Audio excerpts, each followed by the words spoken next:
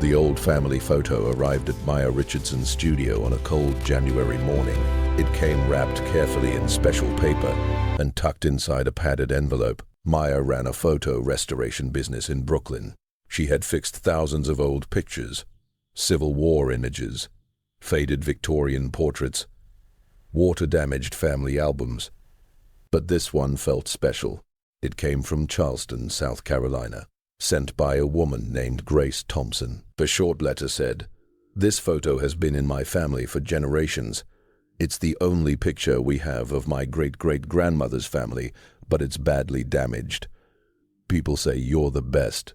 Please help us see their faces clearly." Maya unwrapped it gently and looked at it under her bright lamp. The photo was in rough shape. The surface had cracked and peeled in places.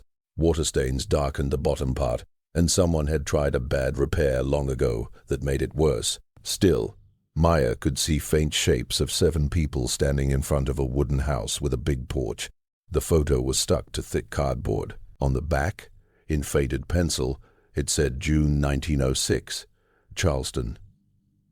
Below that were some names, but water had made several hard to read. Maya took high-quality pictures of the damaged original to make a digital copy. This way she could work without hurting the real photo more. She opened her computer program and started the slow repair. First, she fixed the big problems, copying clean parts to fill cracks and gaps, lightening stains, removing marks from the old bad fix. This part needed steady hands and patience. Maya had done this work for 15 years since finishing her art conservation degree. Her fingers moved smoothly on her tablet. After 3 hours, the main shape of the photo looked good. Now she could see the family clearly. 7 people on the porch, in their best clothes. The man wore a dark suit with a high collar. The woman next to him had a white blouse and long skirt. 5 children stood or sat around them, from a teenager down to a small child about 4 years old on the steps. Maya saved her work and took a break, stretching her shoulders. Tomorrow she would focus on the faces to make them sharp and clear. The next morning Maya came back with fresh coffee and clear eyes. The basic fix was done.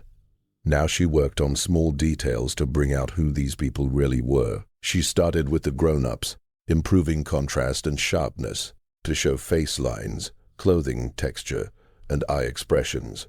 The man looked about 35, with a strong jaw and serious look. He rested his hand on the woman's shoulder, a sign of care and teamwork. The woman looked smart and strong, staring straight ahead, standing tall even after raising 5 kids in 1906, Charleston. Then Maya moved to the children, oldest to youngest. The teenage boy, maybe 15, stood tall next to his father. 2 girls around 12 and 10 had braids with white ribbons. A boy about 7 grinned wide, missing 1 front tooth. Last came the youngest, a little girl on the steps with her hands in her lap. This part had heavy water damage hiding most of her face. Maya worked slowly, layer by layer, clearing stains and sharpening what was left. As the girl's features appeared, Maya stopped. Something looked strange. She zoomed in closer on the eyes and forehead. Her breath caught.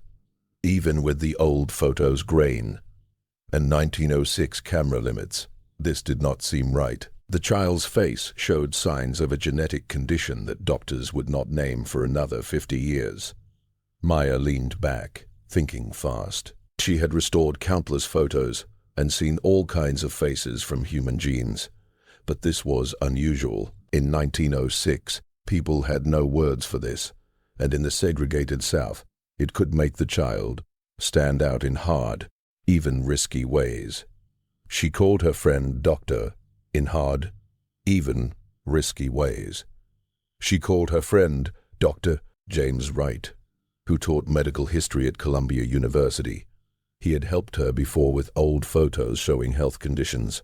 "James, you need to see this," Maya said. "I'm fixing a 1906 photo, and I think the youngest child has signs of a genetic condition. But if I'm right, no one named it until the 1950s. James came to the studio that afternoon. Maya showed the big screen zoomed on the child's face. James studied it closely. His look changed from interest to surprise. "You're seeing it too?" Maya asked. He nodded. If this photo is real and not changed, and I trust you checked, then yes. These are clear signs of Waardenburg syndrome. See the wide space between the inner eye corners? That's dystopia canthorum. And this light patch in her hair, a white forelock. But look at the eyes. He pointed. Even in the old photo, one eye looked dark brown, normal for many African American people. The other was much lighter, pale blue or gray, heterochrome, different colored eyes. Together, this is almost surely Waardenburg syndrome type 1. Maya felt cold. But Waardenburg syndrome was not identified until 1951. This photo was from 1906. The condition always existed, James said, sitting down. Petrus Waardenburg just first described it as a clear syndrome in 1951. Before that, people saw these traits as odd, maybe a mark from God, or a curse, for a black child in the segregated South in 1906. Looking so different could be hard, and sometimes dangerous. Maya thought about the little girl's life. Just the different eyes would surprise people. One light, one dark, add the white hair streak, and wide-set eyes, and she would stand out everywhere. In 1906 Charleston, with strict racial rules, how would people react? James shook his head. They had no real understanding. Some might think partial albino, or mixed ancestry showing strangely. Some might fear her, or think she was special. It depended on beliefs, but it could be complicated and risky. Maya read Grace's letter again. The sender wanted to know more about her family. Should I tell her? Yes, James said. This is her family story, and it might matter historically. Maya finished the restoration that afternoon. Now, with extra care, she made the girl's features clear but natural. When done, the little girl looked real wide eyes of different colors, white streak in dark hair, small serious face that seemed to know she was different. Maya printed copies and wrote a careful email to Grace. Dear Miss Thompson, I finished restoring your family photo. It was badly damaged, but I recovered most details. During the work, I noticed something important about the youngest child. The little girl has clear signs of a genetic condition called Waardenburg syndrome. It affects color in hair, skin, eyes, and sometimes hearing. Doctors did not name it until 1951, so your family in 1906 had no word for why she looked different. I'm telling you because it helps explain your family history. If you want to talk more, I'm happy to help research her life. Maya paused before sending. This news might surprise or upset someone, but Grace asked to see faces clearly, and this was part of the truth. She sent it and mailed the restored photo. 3 days later, her phone rang. Charleston area code. Miss Richardson, this is Grace Thompson. I got your email. I've stared at the restored photo for 2 days. The little girl with different colored eyes. That's my great-great-grandmother. Her name was Sarah. Maya's heart jumped. The child grew up. Do you know about her life? That's why I called. After your email, I looked through family papers, letters, Bible notes, old clippings. I've tried to learn about Sarah for years, but so much was missing. My grandmother said little about her own grandmother and stayed vague. Now I think I see why. What did you find? Grace breathed deep.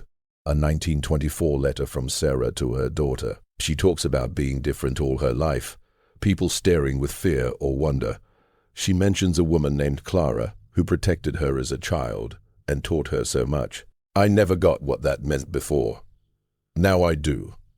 Sarah had Waardenburg syndrome. In 1906 Charleston, that made her very open to harm. Would you like help finding more about Sarah? About Clara? About her real life?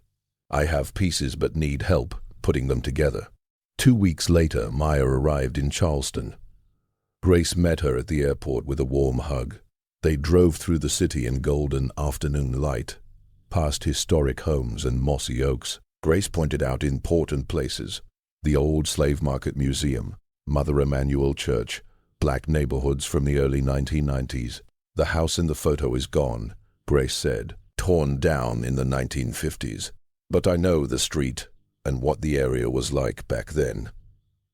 At Grace's home, the dining room held family papers, a computer, and a family tree on a whiteboard. Grace showed letters tied with ribbon, Sarah writing to her daughter from 1924 to 1948.